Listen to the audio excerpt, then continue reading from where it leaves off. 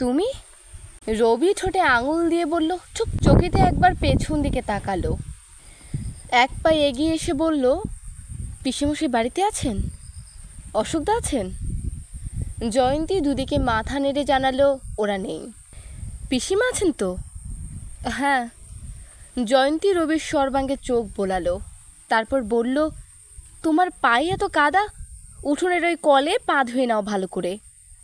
জয়ন্তী নিজেই কলটা খুলে দিয়ে নিচু গলায় জিজ্ঞেস করলো, এতদিন কোথায় ছিলে?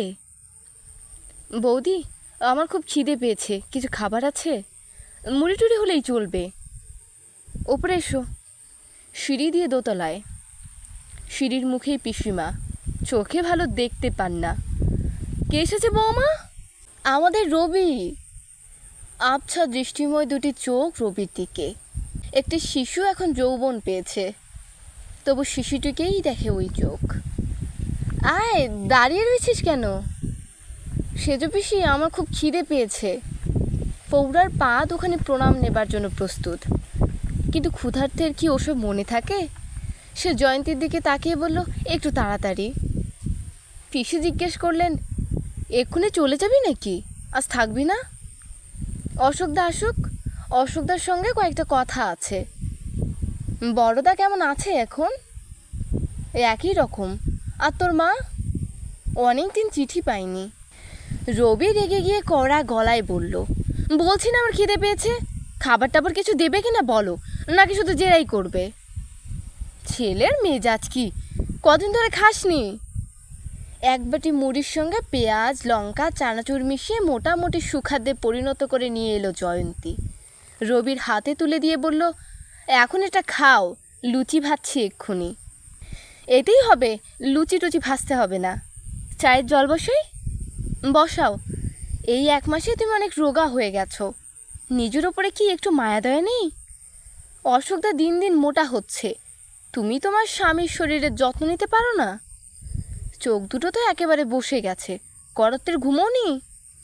যাও, তাড়াতাড়ি চায়ের জল বসাও। রবি মুড়ি চিবোতে চিবোতে চলে এলো জানলার কাছে। বাইরে অন্ধকার হয়ে এসেছে, চোখ সরু করে চেয়ে রইল বাইরে। একটুক্ষণের মধ্যেই দেখতে পেল 3 জন লোক পাশাপাশি হেঁটে আসছে, নিজেদের মধ্যে গল্পে মত্ত। এবারের কাছাকাছি এসে তারা একসঙ্গে মুখ তুলে তাকালো। নিস্পন্দ হয়ে দাঁড়িয়ে রইল এক মুহূর্ত, তারপর যেন একটা সমবেত দীর্ঘশ্বাস ফেলে তারা এগিয়ে আসতে লাগলো এই বাড়ির দিকে। রবি হাতের অর্ধ সমাপ্ত মুড়ির বাটিটা ঠক করে নামিয়ে রাখলো নিচে, দ্রুত বেরিয়ে এলো ঘর থেকে। বাড়ির কারুর কাছ থেকে বিদায় না নিয়ে নেমে এলো নিচে, বেরিয়ে গেল বাড়ি থেকে। বেরিয়ে এসে দৌড়াতে লাগলো। সেই 3 জন লোক এবারে পেরিয়ে এসে এক পলক দেখতে পেল অপসৃয়মান রবির চেহারা। তারা ব্যস্ত হলো না, কোনো রকম চাঞ্চল্য প্রকাশ পেল না। 1 নং অনুসরণকারী বলল, এবারও চলে গেল? 2 নং অনুসারী বলল, ঠিক আছে। 3 নং অনুসারী পকেট থেকে একটা কাগজ বার করে চোখের সামনে রেখে বলল, এবার কোথায়, দমদম না শ্রীরামপুর? প্রথম জন বলল, দমদম। 2য় নং বলল, তাহলে এখানকার ব্যাপারটা মিটিয়ে ফেলা যাক। 3 নং কোটের পকেটে হাত ঢুকিয়ে বলল, শীতটা বেশ জমিয়ে পড়েছে আজ, মোড়ের দোকানে দেখে এলাম গরম চপ ভাজছে। 1 নং তার কাঁধের ঝোলা থেকে একটা বোমা বার করে ছুঁড়ে মারল বাড়িটার দরজার উপরে। 2 নং বেশ সন্তুষ্টভাবে বলল, বাহ, আওয়াজটা বেশ। 3 নং বলল, তাড়াহুড়ো তো কিছু নেই, চলো কয়েকটা চপ খাওয়া যাক। রবি একটা বাড়ির সামনে দাঁড়িয়ে অনচ্চ গলায় ডাকল, চন্দন, চন্দন। কেউ সাড়া দিল না। রাত প্রায় 9:30। মফস্বল পাড়া নিঝুম। মাঝে মাঝে শোনা যায় সাইকেল রিকশার শব্দ, অনাবশ্যক কুকুরের ডাক। রবি এবার জোরে ডাকল, চন্দন। দোতলার বারান্দা থেকে একটি অল্প বয়সী মেয়ে শরীর ঝুঁকিয়ে বলল, কে? চন্দন আছে? দাদার জ্বর, বিছানা থেকে উঠতে পারবে না, ঘুমোচ্ছে। একবার দরজাটা খুলে দাও।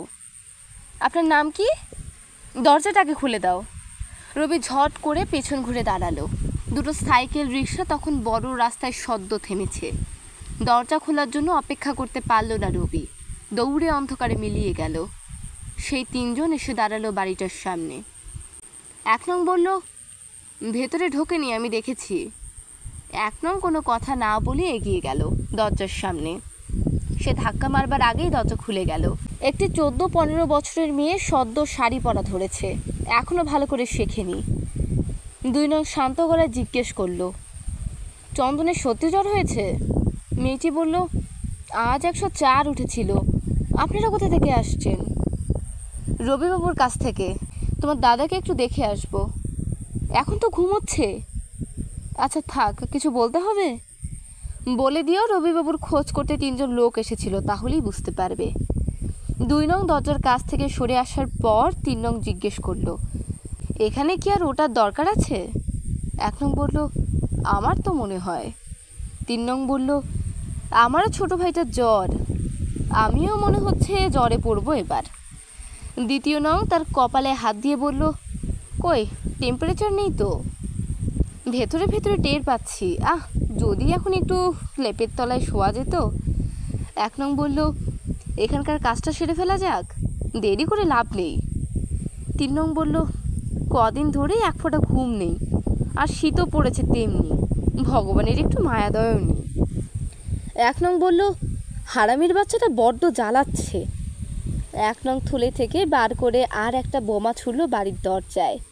নিস্তব্ধ নিশীথ কেঁপে উঠল সেই শব্দে। কুকুরগুলো তার স্বরে ডেকে উঠল।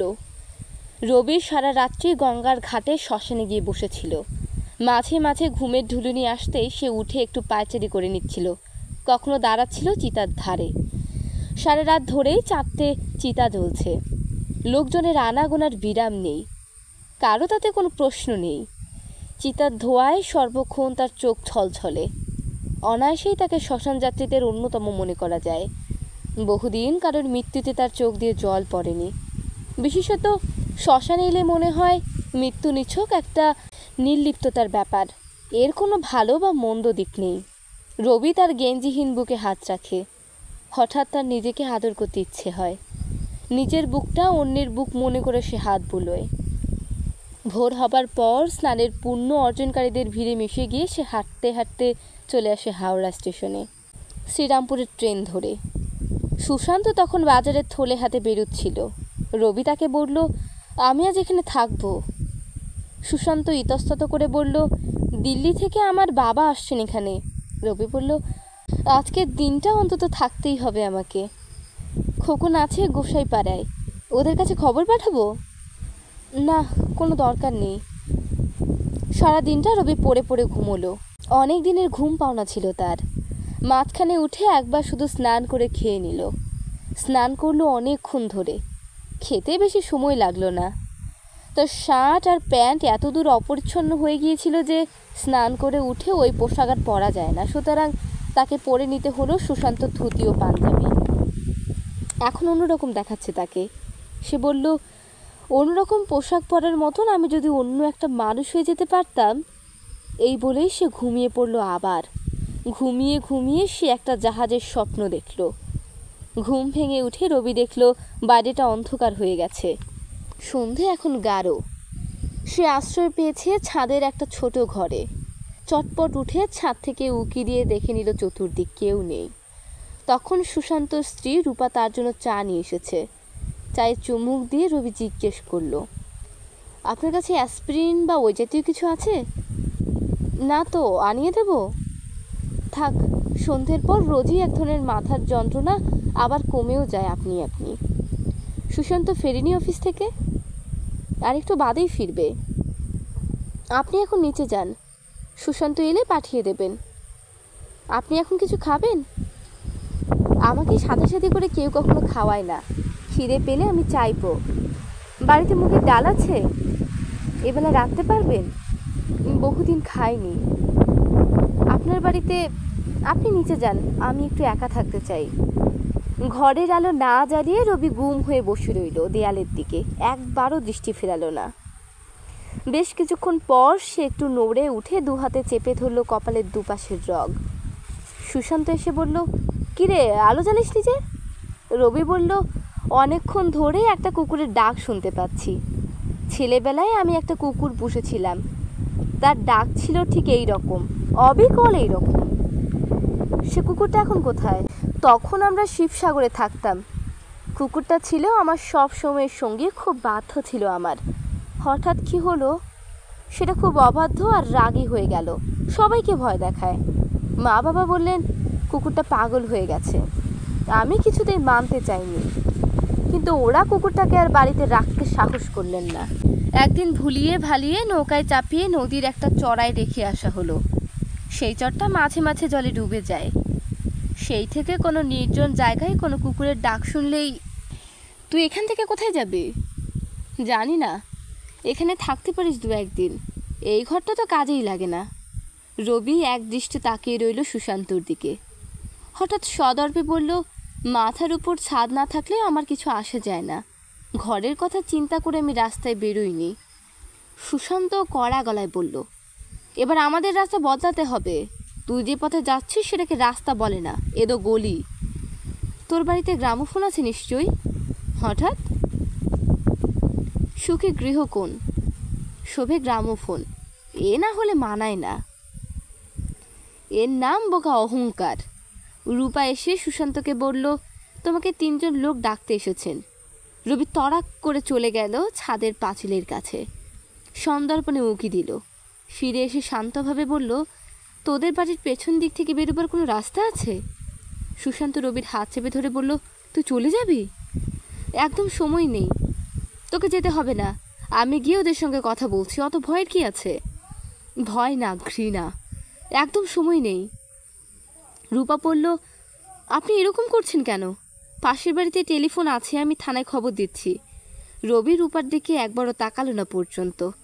সে ছাদের উল্টো দিকের পাঁচিল টপকে পাইপ ধরে ঝুলে পড়ল। একটু দূরে প্রবল ট্রেনের শব্দ। 1 নং অনুসরণকারী বলল, এদিকে রাস্তার বাড়ির নম্বরগুলো একেবারে উল্টো পাল্টা, 37-এর পর 52, বিচ্ছিরি ব্যাপার। 2 নং অনুসরণকারী বলল, কোনো কোনো বাড়িতে নম্বর প্লেটই নেই। 3 নং বলল, হেঁটে হেঁটে পা ধরে গেল মাইরি। 1 নং বলল, গত বছর এই সময় আমি পালিয়ে বেড়াচ্ছিলাম, তাতে চিলার বেশি। 2 নং বলল, বর্ধন যেদিন মারা যায়। 3 নং বলল, আমার মামা বাড়িতে একটা পেয়ারা গাছ আছে, ভেতরটা লাল রঙের।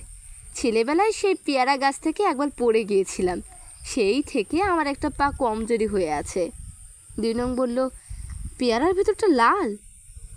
1 নং বলল, দেওঘরের ওরকম পেয়ারা পাওয়া যায়, আমি অনেক দিন আগে গিয়েছিলাম দাদা বৌদির সঙ্গে। 2 নং বলল, এখানকার ব্যাপারটা চুকিয়ে ফেলা যাক। 3 নং বলল, তারপর বাড়ি গিয়ে ভালো করে ঘুমোবো, বাড়ির গরম গরম ভাত, মুসুরির ডাল আর আলু সেদ্ধ।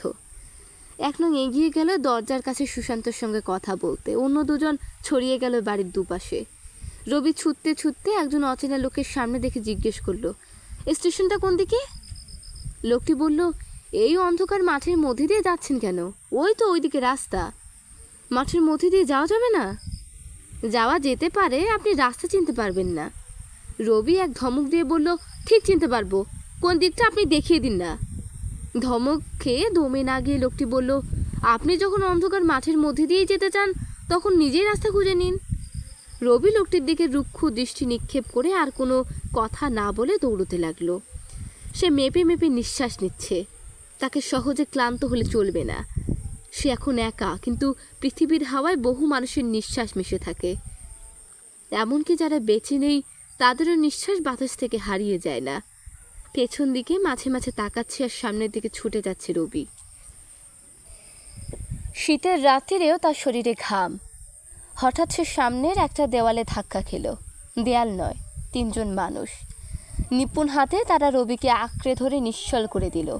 রবিও ছটফট করল না, 2 হাতে মুখ চাপা দিল শুধু। 1 নং রবির মুখ থেকে হাত সরিয়ে নেবার চেষ্টা করে বলল, কিরে রবি, চিনতে পারিস? 2 নং বলল, বর্ধনকে তোরা 3 জন। 3 নং বলল, শালা অনেক ভুগিয়েছিস। রবি কোনো কথা বলল না। আচমকিকভাবে তার মনে পড়ল তার ছোট বোনকে ছবি আঁকার এক বাক্স রক পেন্সিল পাঠাবার কথা ছিল। 2-3 বার চিঠি লিখেছে। ছুরি চালাবার কাজটা সমাধা হলো নিঃশব্দে। মাটিতে পেরে ফেলে রবির বুক পেট ফালা ফালা করে দিয়েও ওরা 3 জন রবির শেষ নিঃশ্বাস সম্পর্কে নিশ্চিন্ত হতে চাইল। পৃথিবীর বাতাস ব্যবহার রবির ততক্ষণে শেষ হয়ে গেছে। এই সময় দূরে একটা কলরব শোনা গেল। ৮-১০ জন লোক এই দিকেই ছুটে আসছে। এই ৩ জন সেই দিকে একটু বিমূঢ়ভাবে তাকালো। ওরা কি তাদের অভিনন্দন জানাতে আসছে, না ধরতে? উভয় ক্ষেত্রে চিৎকারটা প্রায় একই রকম হয়। এই ৩ জন কোনো ঝুঁকি নিল না, তৎক্ষণাৎ এরা উঠে দাঁড়িয়ে ছুটতে লাগলো। পালাবার সুবিধের জন্য ৩ জন ৩ দিকে। অবিলম্বে সেই দলটি এখানে এসে পৌঁছলো। ভূতপূর্ব রবির দিকে এক পলক তাকালো শুধু। তারপর শোনা গেল একটা প্রতিজ্ঞার উচ্চারণ। এই দলে ছিল ৯ জন ব্যক্তি। এরা ৩ জন করে ৩টে দলে ভাগ হয়ে ছুটতে শুরু করলো ৩ দিকে। একটু আগে যে ছিল ১ নং অনুসরণকারী, এখন সে ১ নং পলাতক। তাকে যারা তাড়া করে আসছে তাদের মধ্যে ১ নং অনুসরণকারী ৩ নং অনুসরণকারীকে বলল, যাবে কোথায়? পকেট থেকে কাগজটা বার কর, দেখে নে।